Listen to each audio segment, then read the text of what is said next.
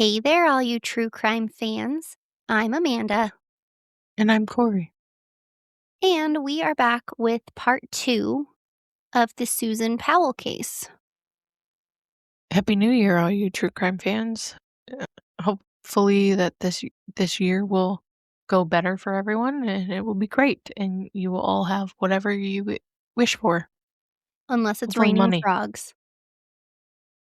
I'm going to say money. Money. Health, hmm wealth, and happiness. But happy Just 2026. wealth. Maybe some health. I, I I don't care kind about being happy if I have money. of I kind of want to be happy. I enjoy the happiness. Well, again, we are going to get into part 2 of Susan Powell, but the cat is right here. Salem is now the podcast kitten, and I'm sorry if you hear her. She's a little bit choosing violence. But I think with that, we're going to jump right in. So Susan Powell didn't just vanish into a void. She disappeared into questions, and those questions have never gone away.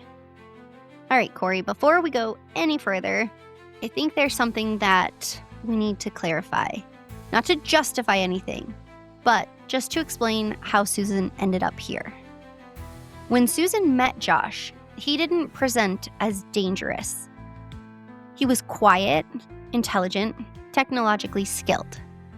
Friends and family described him as reserved, even awkward, but not threatening. And he came from a family that appeared functional on the surface, and at the time, there was nothing in his background that would have warned Susan, or anyone else for that matter, of what would eventually unfold. And that's important because it didn't begin as something obviously unsafe. It just became that over time. So now, I want to walk you through the night that Susan went missing, and then what came after. I'm interested to hear this. On the night of December 6th, 2009, Josh Powell would later tell police that he took his 2 young sons on a late-night camping trip. And Wasn't it in the middle of a blizzard? It was in the middle of a blizzard. That's And what I thought. when I say young, I mean the boys were born in 2005 and 2007. They were Took your little. 2-year-old and your 5-year-old camping? Right. Little. In the winter? In the middle of a blizzard. In the middle of the night. He claims that Susan stayed home and that when he returned the next day, she was gone. No one ever saw Susan leave, and no one ever heard from her again. And almost immediately, Josh's story raised concerns. As it should. Right, he took their children, a 2-year-old and a 5-year-old, camping in the middle of winter, late at night, with no prior plans. Just surprise camping? Right, immediately. There were questions about the timing, the weather, the lack of preparation, and the decision to wake young children instead of just letting them sleep. I mean, mine aren't little anymore. I mean, they're still young, but they're not little, and I still wouldn't wake them up in the middle of the night to take them somewhere. They're not going back to sleep. That's a terrible idea. Yeah. But even more troubling than Josh taking their children in the middle of the night on a supposed camping trip was his demeanor. Friends, family, and investigators all described him as emotionally flat, oddly detached, and focused on himself rather than on Susan being missing.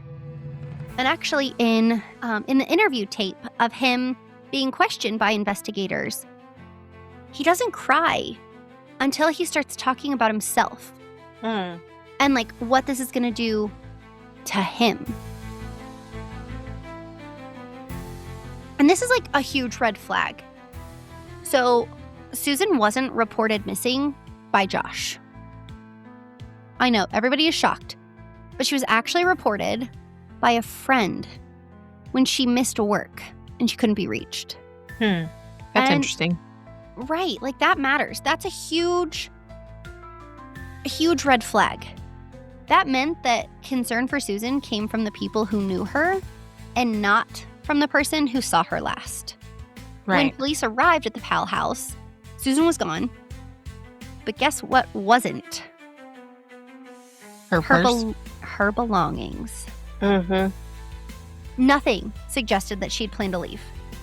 There's something that investigators noticed almost immediately when they arrived at the Powell house. And this is one of the details that law enforcement has pointed to again and again. The house had been recently cleaned. That's weird. Yeah, so when police entered the house, they noted that the carpets were wet. And not Also weird. right, not just damp, not like somebody had spilled a cup of water, but wet. Wet in a way that suggested active, recent Like carpet cleaning. Mm-hmm. Mm. And there was music playing really loudly in the house when they got there. There were fans placed pointed towards the floor. And there were cleaning supplies that appeared to have been used very recently. And that matters because of timing. Susan had disappeared overnight, and by the time police arrived the next day, parts of the home appeared to have been deliberately cleaned. So I'm sure everybody listening felt the same way that investigators felt, and obviously they found this very suspicious. Because there was no innocent explanation offered for why a deep carpet cleaning would take place in the immediate window after Susan vanished. This wasn't just routine housekeeping. It was targeted, and it was recent. But I will say, police have been very careful in how they've described this. They've never said that they found a crime scene with obvious blood or signs of violence. But they have said they believe evidence may have been removed or destroyed. I mean, it sounds like it. To be honest, it sounds like they, and by they I mean his family, because I'm pretty sure they're probably complicit in all of this, killed her, cleaned it up, and then fake camping. Yeah. So, in no body homicide cases, one of the most common indicators investigators look for is a post-event cleanup, especially when it coincides with a disappearance and when the person missing left behind every single thing that she would need to leave on her own. Susan's purse was still there. Her phone was still there. Her car was still there. But parts of the home had been cleaned. And to me, that suggests that something happened. And someone wanted that gone. Did they cut out the carpet on those wet spots and find what was underneath it or anything? I believe they did, because they did find some small patches or spots of blood that they did confirm to be Susan's. But it was nothing that would have indicated like a huge murder. bleed. Right. Maybe they hit her on the head and she was bleeding. Yes, or I mean, it could have. It honestly, it could have been as simple as even a nosebleed. Right. It was not a huge amount of blood. But then that leads me back to your neighbor is at your house and you take a nap. Maybe it wasn't a gory crime scene because maybe he didn't attack her. Maybe he drugged her. That could be. Yeah, so the cleanup, combined with Josh's explanation of a late-night camping trip and his refusal to report Susan missing and his lack of urgency afterwards, pushed investigators towards a conclusion that they've never backed away from, that Susan didn't leave. At least not on her own. They believe she was killed, and that whatever happened to her began inside of that home. So investigators didn't just take Josh at his word about the camping trip. They examined the van that he used that night, And what they found actually changed the direction of the case. I can't believe he took a van camping in a snowstorm.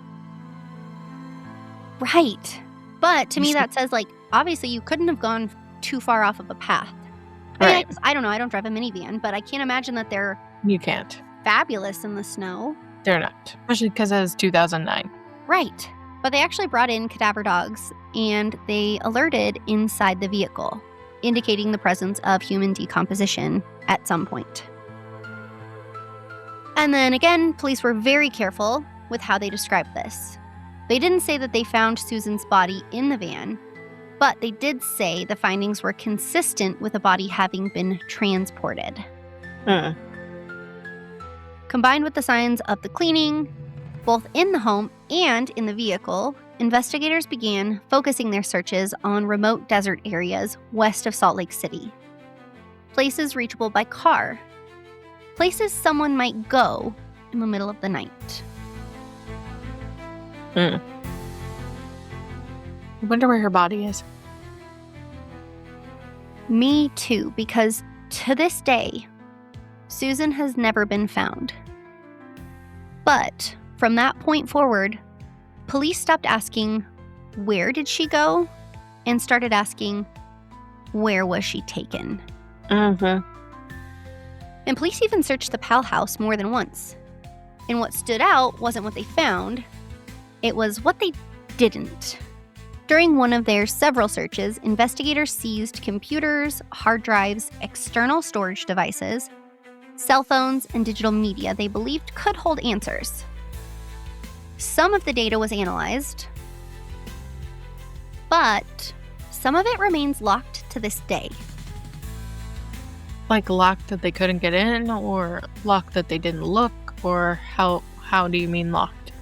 The encryption on certain devices was so strong that investigators simply could not access it. Huh. And I wouldn't have thought that he would have been that smart. yeah. So that means that there may be information, like locations, searches, plans, that police know exist, but have never been able to see. Have they tried, like, recently with the advances in people learning about how to break data encryption? I Or do you believe know? as recently as 2019, they had been working on it. Oh, okay. So I- they're still trying. They're still trying. This is something that they've sent to like specialists, but given the final outcome of the story, it's not, I don't think that investigators have that at the top of the list right now. Right, yeah. But there's something else that investigators discovered when they began examining all of Josh Powell's digital life. And it goes far beyond a few emails or browser searches. Josh didn't just use computers. He documented everything. And I mean everything. Police found that Josh had scanned and digitally archived receipts, bank statements, mail, personal letters, emails, documents related to finances, and day-to-day household records. And this wasn't like occasional scanning, like it was systemic. I'm talking everything and anything was documented digitally. That's crazy. Oh, That's yeah. a lot of work. Oh, yeah. I mean, investigators described it as exhaustive and intentional. It was crazy. The way that Steve Powell vlogged everything, Josh Powell scanned everything. Why do you think he did that? I think he was really paranoid. I think it was a control thing, that he felt that like he couldn't control every aspect of his life, so he would document it. That's weird. It is weird. That is like It's a very very paranoid, very deliberate thing to do. Like, do you have Right. any idea how time consuming that would be? Yes. It's crazy. Can you imagine scanning in your McDonald's receipt? No. Like, don't get me wrong. I McDonald's have to or save a lot of my Starbucks. stuff being self-employed. So, Right. like, I have I have, like, the hard copy of a receipt, blah, blah, blah. But, like, after 7 years, I dispose of that. Mm-hmm. And it's only what I use for business expenses. If Chris and I are like, hey, we're going to go out to dinner, I don't save that receipt. Right. We don't either. And I definitely wouldn't scan it in anywhere. I don't even know how to scan something in. Your fancy printer copier probably can do it. I bet you're right. I bet it could. But still, like, where do you store that? How do you have You don't have that enough much? hard drive space. You have to. That's why he had external hard drives and flash Yeah. drives and all that stuff. He saved all that on there. Right. Like, I got a notification on my phone yesterday saying that I don't have any more storage space on my phone. And I was like, what do I do now? I can't imagine, like, keeping every single email, every photo, everything. I'm talking like handwritten mail, letters, notes. And I'm a note taker. Like, if you looked at my desk right now, you'd be like, oh God, Amanda, what does all of your chicken scratch mean? But, like, I keep it there until I'm done with it, and then it goes in the trash. Right. He didn't throw it away. He scanned it in and saved it. Do you think, did he throw it away after he scanned it in, or did he keep the hard copies too? I actually think he did throw away the hard copies because he kept the Okay. digital. Right. Because the house was messy, but it wasn't like a hoarder status. And if you kept everything that he Right. had a digital copy of, That's a lot. it would be a hoarder house. Yeah. But from, like, a law enforcement perspective, this mattered for 2 reasons. First, it showed planning and control. That Josh didn't, like, rely on memory. He Right. created records. And second, it created a digital footprint that investigators believed should contain answers. Mm-hmm. If Susan left, if Susan planned to disappear, if Susan withdrew money, if Susan communicated intent, Mm-hmm. it would likely be there. Mm-hmm. And it wasn't. So again, this level of documentation wasn't neutral inside the marriage. No. Susan actually, like, wrote about it. She complained about it. And that became a really big point of conflict between the two of them. She described feeling monitored, controlled, and stripped of autonomy. Yeah. Especially when it came to money. Was he in debt? Did he owe a lot of money? Did he have a gambling problem? Like, what was his deal? He did not have a gambling problem, but he was terrible with money. I believe they had filed bankruptcy at least once. Okay. And he, like, early on, he had applied for a credit card under her name and maxed it out. So much so, like, she had to borrow money from her parents at one point. And, like, he didn't see a problem with this. It was his stuff. And, right. I mean, he was constantly buying new stuff. And, like, big stuff, like... Stuff you should consult about. Yeah. Not hair supplies. Right. A pool like, of people. Yeah. I mean, they didn't have a great car. So it was never, it was never that. But it was... He would buy, like, a chop saw. And I'm not saying that he used that on Susan. I'm just saying, in general,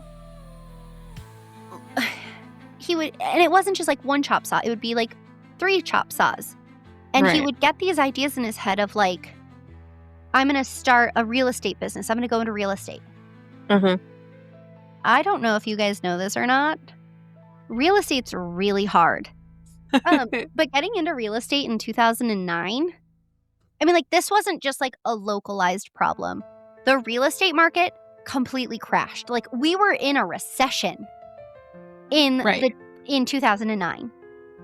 And we didn't really come out of it until 2013-ish is when, like, the housing market started to get better. By then, Susan had already been missing. So, you know, he had these crazy ideas, and he would go all in. Susan wrote that Josh required meticulous tracking of spending. Like, he even categorized individual grocery items.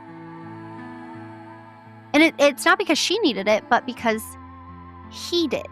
He wanted Right. that control of knowing she bought 3 bottles of hairspray this year.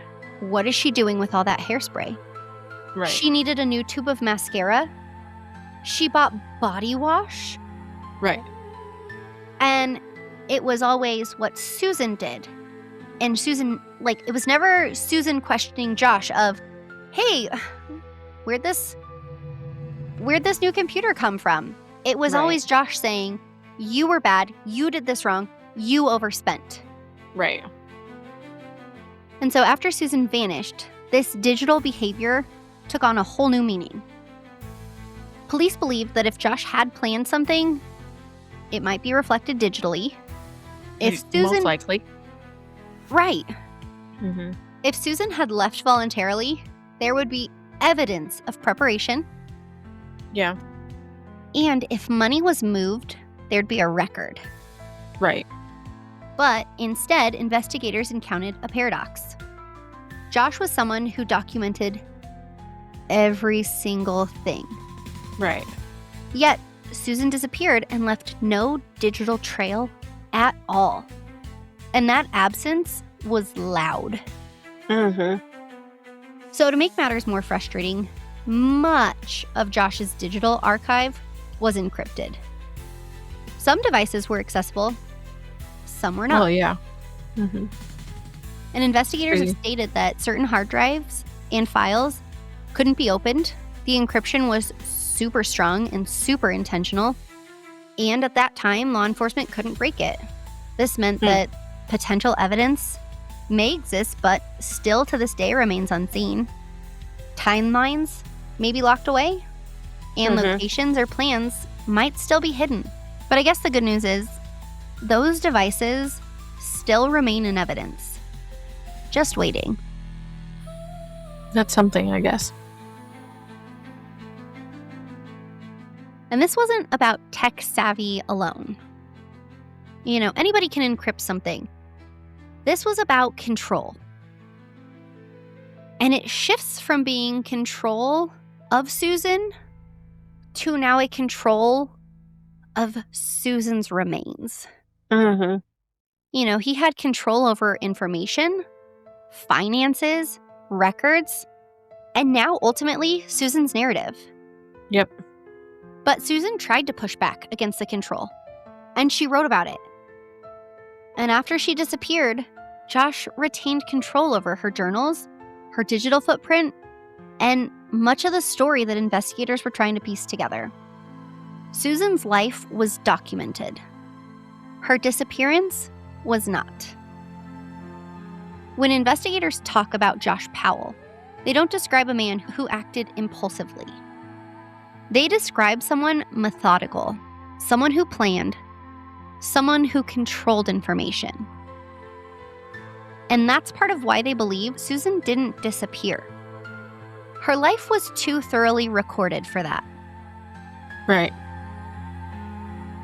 And over the months and years that followed, there were numerous searches for Susan Powell. Searches included desert areas, mines, remote campsites, and locations tied to Josh's movement. When I say that law enforcement looked for her, they spent thousands of hours trying to locate Susan's remains, and they never did. That's crazy to me, too. I mean, that it means that Susan's disappearance still remains unsolved. Not Right. because people stopped looking, but because there was nothing left to find. Right. So we're going to take a little segue here really quick, because oftentimes when we talk about Susan, there's another name that's brought up, and that's Stephen Kosher. Stephen disappeared early in 2009, also in Utah. His disappearance occurred within months of Susan's and in a geographic proximity. Authorities have stated that there's no proven connection between the two cases, but the timing and location have definitely led to speculation. And we just need to be very, very careful here. Because what is true is that both cases highlight how someone can disappear and how answers don't always come, even when the families never stop looking. If Stephen's case is one you guys want us to cover, let us know in the comments. But it was also Susan Powell who tied these two together.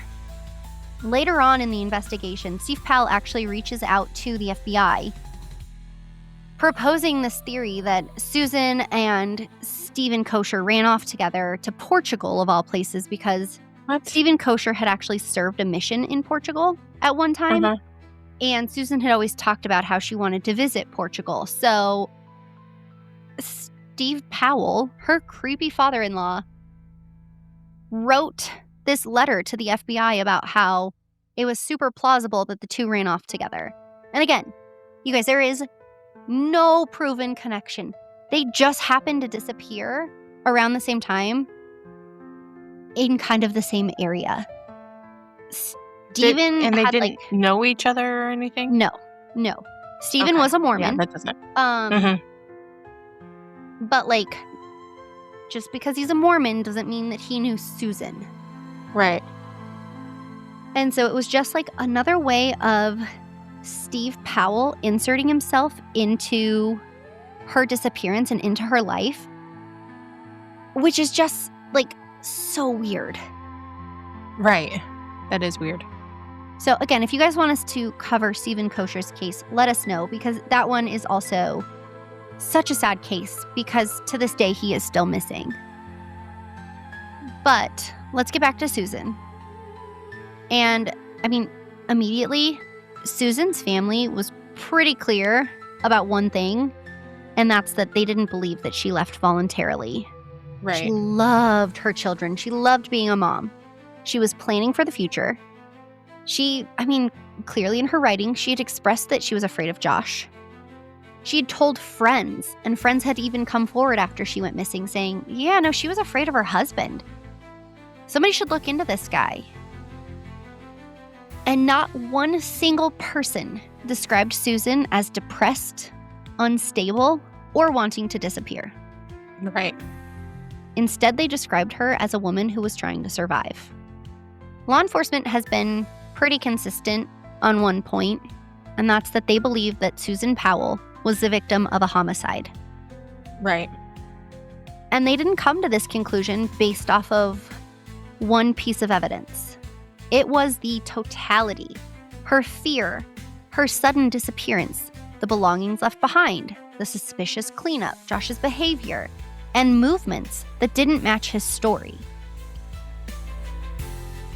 All that together, investigators said those facts pointed not to disappearance, but to homicide. And they've also been very clear that Josh Powell was the primary person of interest. But again, without Susan's body and without a confession, charges were never filed. Right. They really couldn't. Go ahead. There's no body. There's no crime scene. Exactly. And that legal reality is what would shape everything that followed. So after Susan vanished, Josh refused to cooperate fully with investigators. He declined to answer questions, and he focused really heavily on portraying himself as persecuted, that he was the victim in all of this, and that he was being bullied by the police, and they were looking at him for no reason, and they needed to be out looking for Susan, not looking at him. All while he's saying that, though, he still retained control of Susan's personal writings and journals, refusing to... How did he get those? She lived in the house. She had them in a safe deposit box, I thought. No. So again, the amount of journals that she had was wild to think of. Josh scanned everything. She wrote everything. Right. So she had boxes of journals in the house. She just had a couple notes, a couple pieces of paper, and the tape of her walking through the house, documenting all of her belongings. That's all that was found in the safe deposit box. Oh. The journals, though, were at the house, and Josh That's refused to give them back to her family. So Susan's voice stayed out of reach. And there is another decision that Josh made very quickly after Susan disappeared. So there was another decision that Josh made very quickly after Susan disappeared. And it's one that would shape everything that came next. Josh decided to move the boys out of Utah. That's weird. Well, it's weirder when you find out where he moved them to. Because not long after Susan vanished, Josh Powell took Susan's 2 sons, Charlie and Braden, and relocated to Washington, where his father, Steve Powell, was living. And I'm not talking like a year or so. I'm talking like within months that she was reported missing, that they moved to Washington. At this point, like, police had already believed that she was murdered, and Josh was the primary person of interest, and he took them to be with his father. How do you rationalize that in your head? He's trying to persuade America at this point, because this isn't just like a small Utah-based crime now. I mean, this is like a worldwide, everyone knows of Susan Powell. Right. You're trying to convince the nation that you are innocent, that you didn't kill your wife and you didn't leave her somewhere. Right. And you move away from the only place that she would know to come back to. So unless you knew that she wasn't coming back, why would you move? And like, don't get me wrong, he was under a lot of media scrutiny. I mean, everything that he did, it was on Newsweekly or whatever. All the gossip, magazines, all of that. Like, he was being watched. As he should be. Right. You sort of put yourself in that situation of making yourself the prime suspect. Or the prime person of interest. And so the timing of that move really mattered to police. Like, that was a really big red flag.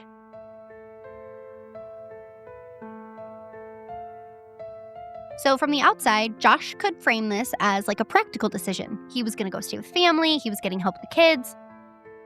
But from an investigator standpoint and from Susan's family's standpoint, it raised serious concerns, as it should. Moving the boys, it removed the boys from the jurisdiction where Susan disappeared. It complicated the ongoing investigation. And it limited the immediate access for Utah authorities. Again, it goes back to he was so calculated, so meticulous, not just in what he documented, but this created like a huge issue for investigators because he's not in trouble in Washington. He's not on their radar. And again, I'm going to bring up the Cold podcast because he really did an excellent job, but there's an investigator who was interviewed on that podcast, and like the secret operations that were done to try to catch Josh, we're talking like James Bond sorts of investigative tactics. But Josh moving the boys also meant that they were now living full-time in the same house with Steve Powell, a man Susan had expressed fear about and discomfort recently. And for Susan's family, I mean, this move was devastating. Their daughter was missing. They now believed that she was dead. And now their grandsons were gone too. Taken across state lines by the man that police suspected killed their daughter. And this is part of why the Cox family fought so hard, so early to get custody. Because they weren't just grieving Susan. They were trying to prevent losing the boys as well. I feel bad for like the family. I feel bad for they really tried their best, and he's like, peace out, see you later. Yeah. Bye. Move away to a guy who's creepy. Like, really creepy. So once Josh and the boys were actually in Washington, the case entered a new phase. Now, Washington child welfare agencies became involved. Washington family courts took jurisdiction over the custody, and Susan's disappearance in Utah became legally distant, even though it remained central to risk assessment. So that separation between where Susan vanished and where the boys now lived created cracks in the system, cracks that would widen over time. Josh moving the boys to Washington, it wasn't illegal. He moved them legally. But it changed everything. And it reshaped who was responsible for protecting Charlie and Brayden. And it placed them in an environment that many people already believed was unsafe. That's bad. So, and I do want to say this, and I want it to be clear before we move on. Charlie and Brayden didn't lose their lives in isolation, because first they lost their mother. And then the system that was meant to protect them was operating in a world where Susan's disappearance remained legally unresolved. That unresolved loss created the conditions for what came next. So when we come back, we will talk about how custody, court decisions, and oversight unfolded, and how those failures led to irreversible consequences. It's so terrible, this whole thing. Oh my gosh, it's a horrible case. It really is. And it was horrible when it was just Susan missing. It gets worse. And you and I both know it's coming, and it gets worse. It does get worse. It's just, it's a horrible case, and it should never have happened. And it is so wild to me to think that, like, we live in a world with people who actually think this way. You know, like, this isn't just a story that we hear. And these are real fucking people. He is a real psycho. You know, his dad his was family crazy. Is psychos. Yeah. And like, these people exist in the world, and you don't know that until you know that. Right. And that's what's crazy to me. But thank you guys so much for joining us this week. We will be back next week to talk more about Charlie and Brayden. So happy 2026. I hope you have a beautiful day wherever you are, and stay safe. Hey, all you podcast fans, have the day you deserve.